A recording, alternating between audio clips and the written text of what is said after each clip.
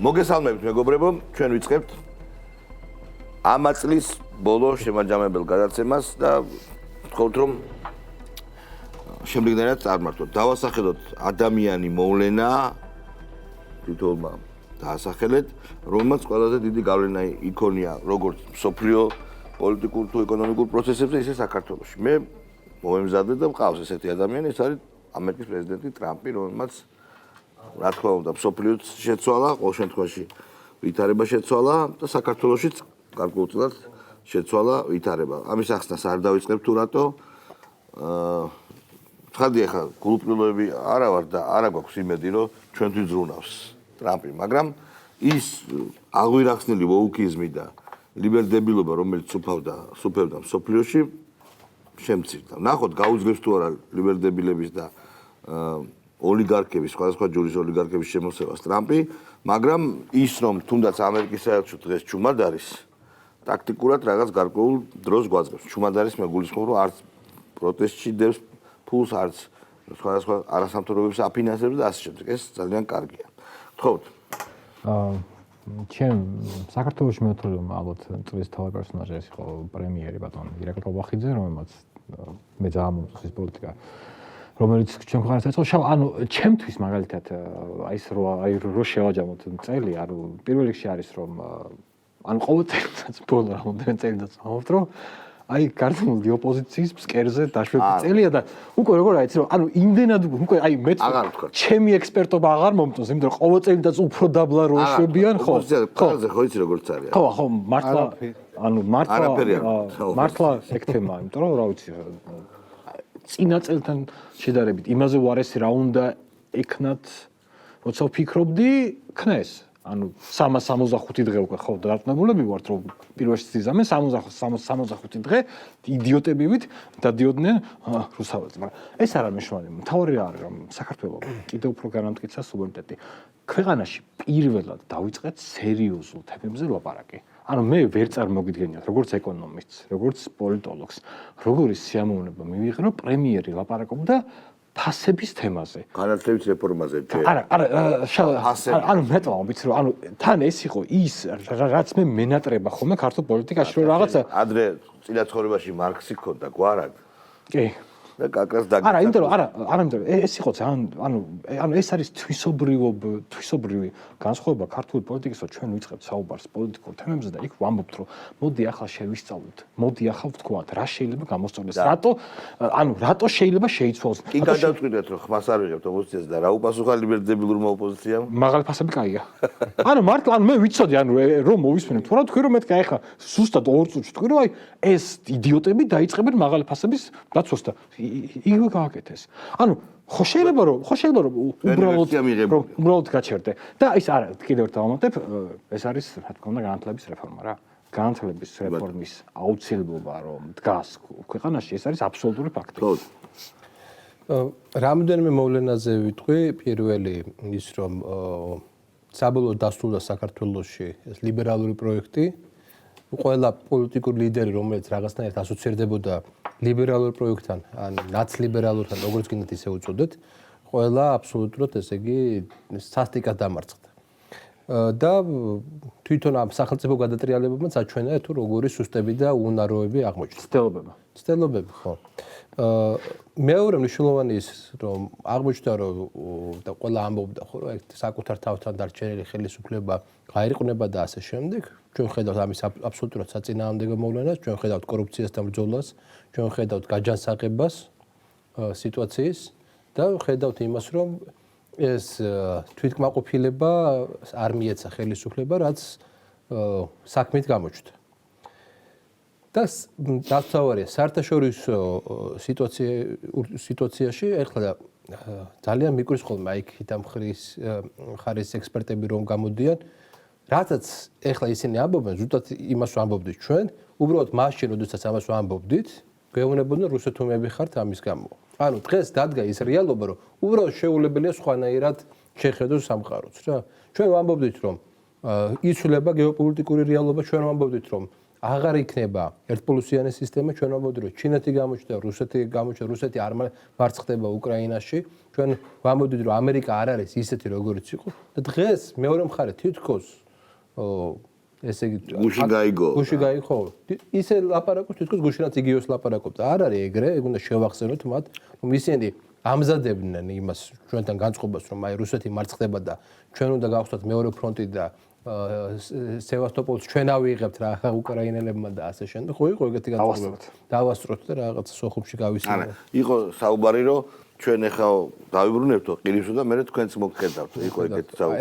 ესაც თაფლი და მუქარა როგორც არის რა ეს დაშინება და თბილისი და ბოლოს ყველაზე ესე მნიშვნელოვანი მომენტი არის ის რომ ზოგადად აი რასაც ესე იგი თვითონ განწყობის დონეზეს და ყველანაირ დონეზეს აღმოჩნდა და ამას კვლავ გავიმეორებ რომ აი ეს მახარებს ხომ თუ შეჯამება ეგ წინა გადაცემაშიც თქვი ჩვენი ანალიზი აი ახლა ამ წლის ბოლოს ჩანს, აი ყოველს მინდა მაყურებელს მინდა ვთქვა რომ გადახედოთ ჩვენ წინა გადაცემებს და ნახონ რა შედეგი დადგა. ჩვენ ვიყავით თუ არა მართლები. და აღმოჩნდა ჩვენი ანალიზი გაცილებით ზუსტი იყო, გაცილებით ვიდრე იმათი მხარეს, აი ფორმულა ანალიზი რა იყო. სხვადასხვა ის იყო. ეს სხვადასხვა ტანკები არ აყავ. ჩვენი კომპლიმენტი არ არის, მაინდა-მაინც. იმათიდებილია? რა თქმა უნდა. არ არის ჩვენი კომპლიმენტი, პირდაპირ თავდაბლობა არ მახასიათებს, მაგრამ მაგრები არა ვართ, თუ იმაზე კარგები ვართ რა. უბრალოდ ადეკვატურები ვართ. ადეკვატურები ვართ უბრალოდ. გიჟები არ ვართ ანუ. აი მთავრობა მარტო დარჩენილი მთავრობის თეზის გავაგრძელებ. ეგ თეზისი არის სწორი, რომ აი მთავრობა მარტო რჩება და ირყნება იმ შემთხვევაში, როდესაც არის ჯანსაღი კონკურენცია და მეორე ოპოზიცია ხდება, მაგრამ აქ ეს შემთხვევა არ იყო. ჩვენთან იყო ანომალიური შემთხვევა, როდესაც აქეთ იყო ხელისუფლება, რომელიც თანდათან ძლიერდებოდა და დგებოდა სუვერენისტულ საფუძვლებს და აქეთ იყო აბსოლუტურად გარედან მართული ყველაფერზე წამსვლელი უსამშობლოების ერთობა. აი ეს იყო და მე დარწმუნებული ვარ, რომ თავრობაში ახლა ბევრი ადამიანი ძალიან ბედნიერია, რომ უწევთ რაღაცა პოზიტიური დღის წესრიგის კეთება და მათ შორის მოსახლეობაა ბედნიერი, რომ აი ეს რევოლუციის ხუთიმცდელობა, რაც აი ყველა დაიღალა, ახლა მართლა არა მარტო ოცნების ამორჩეველზე, აი ვიღაცა რიგითი ტიპი, რომელიც დადის და აი რომ პარლამენტში არ შევალთ, მე მიშა ჩამოვა, მე ომში ჩაერთეთ, მე მოლოტოვები ვისროლეთ ერთჯერ, ორჯერ, სამჯერ.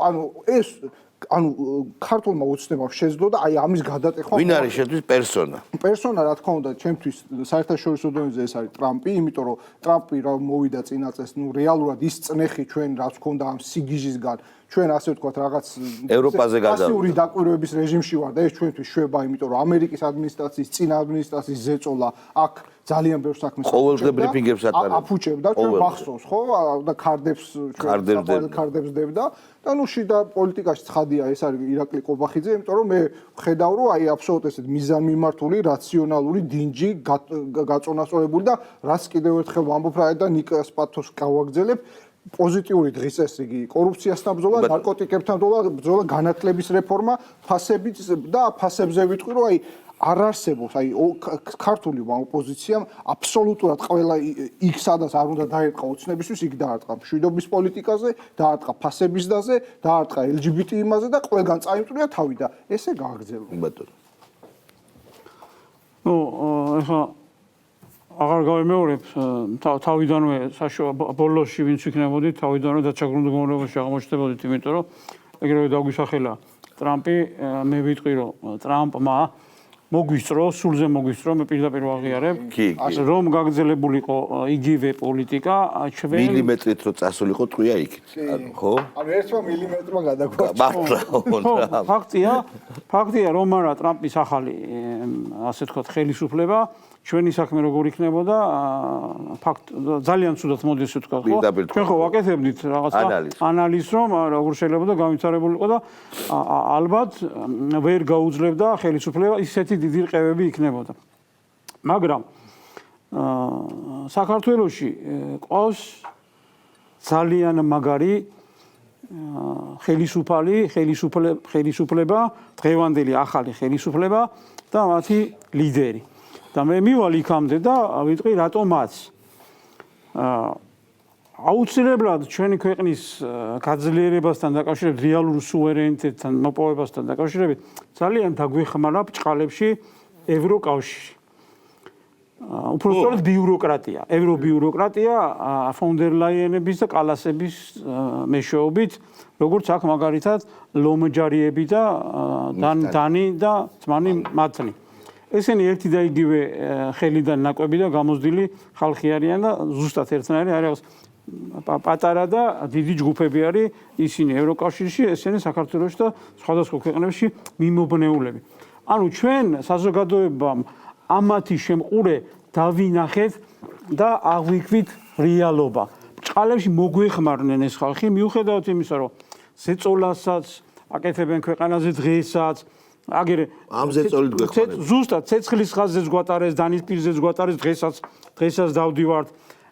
რაღაცა ხარა მოგვიგონეს, ხან წამლელი ნივთიერება. იმადენად აშკარა თვალშისაცემად უსამართლოდ იქცევიან, რომ საზოგადოებაში როგორი შეგრძნება გაჩნდა, იცი რომ კარგი ყველაფერს ხო თავისი საზღვარი აქვს და ბოლოს თლაც დააგვირგვინეს უკრაინასთან მიმართებაში, ჩვენ რო გვეუბნებიან რომ თქვენი ხელისუფლება ადამიანის უფლებებს არ იცავსო, უკრაინას და მოლდოვასთან მიმართებით საერთოდ ამოიღეს მიქიდან, რა ვქი, შეფასებებიდან, ადამიანის უფლებების დაცვასთან დაკავშირებით და იმასთან დაკავშირებით, რა ვქია, კორუფციასთან დაკავშირებით მუხლები ამოიღეს. ანუ არ შეაფასეს. ანუ იმათ ისე მივიღებთ, ამას არ შევაფასებთ და თქვენთან როგორ აგერო ადამიანის უფლებებს არ ყვებთ და ესეთი უამრავი რაღაც იყო, რაც საზოგადოება უფრო მობილიზებული გახადა და ერთადერთი შანსი რაღაც ვიზა ლიბერალიზაციაზე რო გვეთამაშებიან, ამასთან დაკავშირებით ხო, იქაც უკვე შეგუებულია საზოგადოება, იქაც ყველამ როგორც აი ჩვენ ვიცით, რომ თუ დარწმუნებულები არ იქნებიან, რომ მაგით რევოლუციას გააკეთებენ, ესენი ამას არ გაგვიუქმებენ.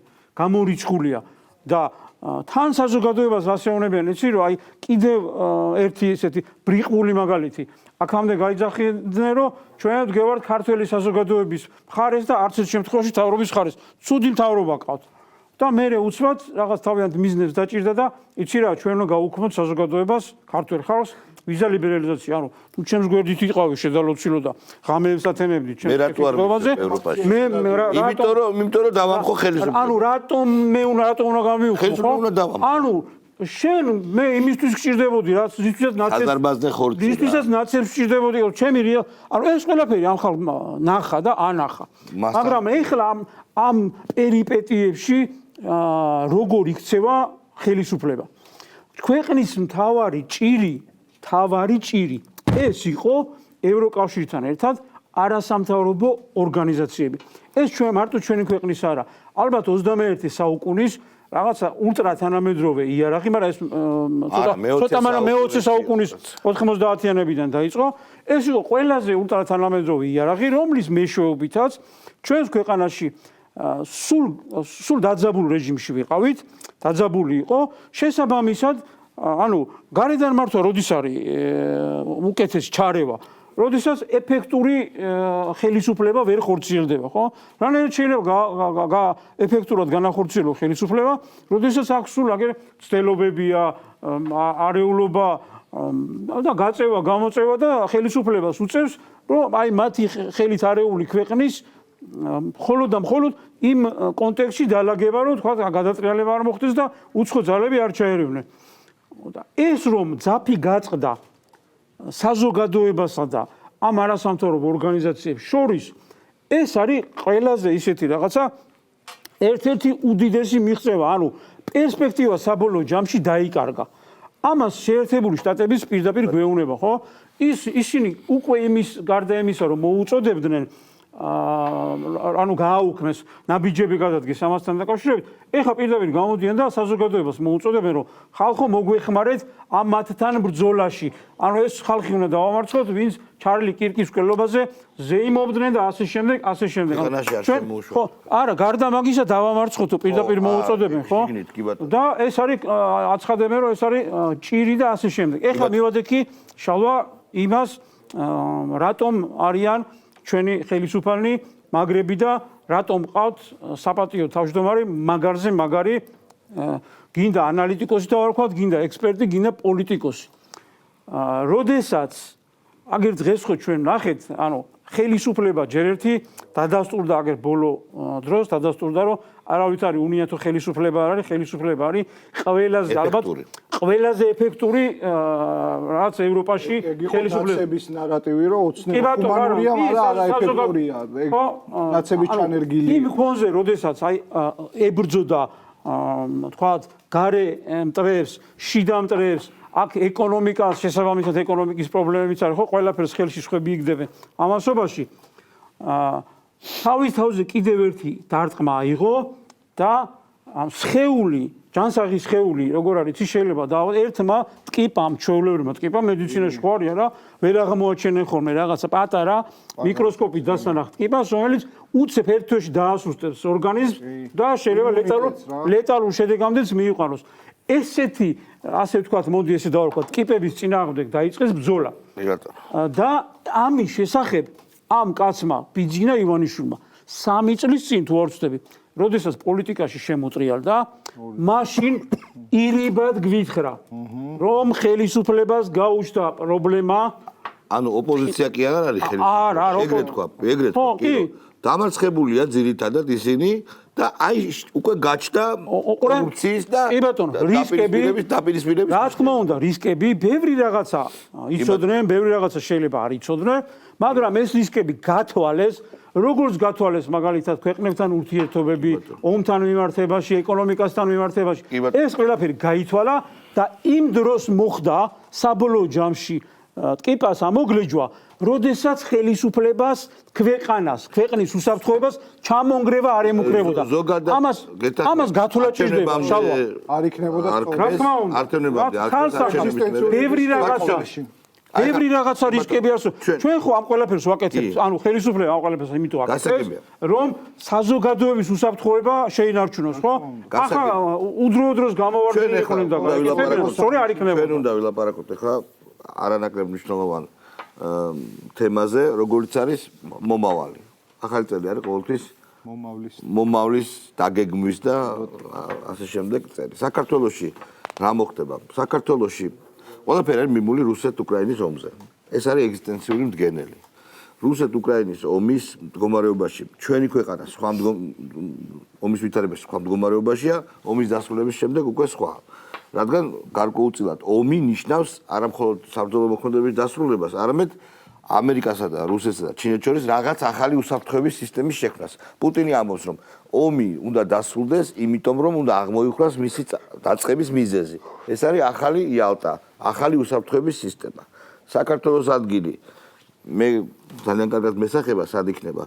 ვიღაცები ძახიან, რომ სულელები, რომ ჩვენ რუსეთუმები ვართ და რუსეთში უნდა ვიყოთ. ესეთის რუსეთიც არ მიიღებს, მოდი პირდაპირ გეტყვით რა და ზუსტად აი ამ რასკალდის დალაგებაში ჩვენი ნეიტრალური ადგილი უნდა გქონდეს. ნეიტრალური ადგილი და მივახსენებთ ამას. ყველაფერი კარგად იქნება, მაგრამ ეს იქით იყოს.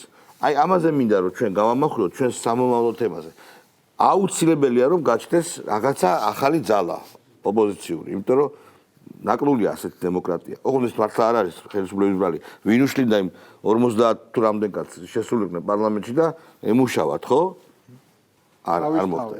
ხო, თავისთავად სიგიჟე ისი არა 61 და არა იქიდან რომ მოგიგვარებთო, რატო? არ შეხვიდითო და მოგიგვარებთო. ჩამოიშლებაო რა თქმა უნდა. კარგი დისკუსია, მაგრამ ჩვენ რეკლამა ხო გვინდა და გავუშვათ.